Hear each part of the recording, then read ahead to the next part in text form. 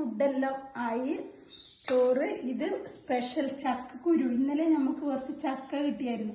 ഞാൻ കുത്തിരുന്ന് ചക്കക്കുരു പൊളിച്ച് നല്ല കുഞ്ഞതാക്കി. ഇതെല്ലാവർക്കും ഇഷ്ടപ്പെടുമോ എന്ന് ആർക്കറിയാം. നിങ്ങൾക്ക് ഇഷ്ടമാണോ ചക്കക്കുരു തോരൻ? ഉണ്ടെങ്കിൽ കമൻറ്റ് ചെയ്യണേ.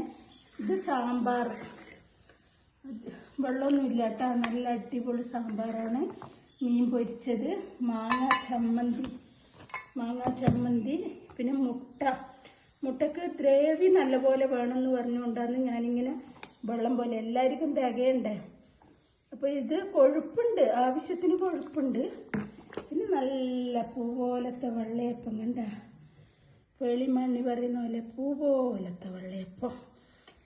ഇത്രയാണ് ഇന്നത്തെ വിഭവം. പിന്നെ അച്ചാറുണ്ട്. പിന്നെ മീൻ വെക്കാത്തവർക്ക് മോര്, ഇഞ്ചിയും പച്ചമുളകും കറിവേപ്പിലയും എല്ലാം ഇട്ടിട്ടുള്ള മോര് ശരിയാക്കിയിട്ടുണ്ട്. അപ്പോൾ ഇന്നത്തെ ഫുഡ് ഇത്രയേ ഉള്ളൂ. Okay, bye bye.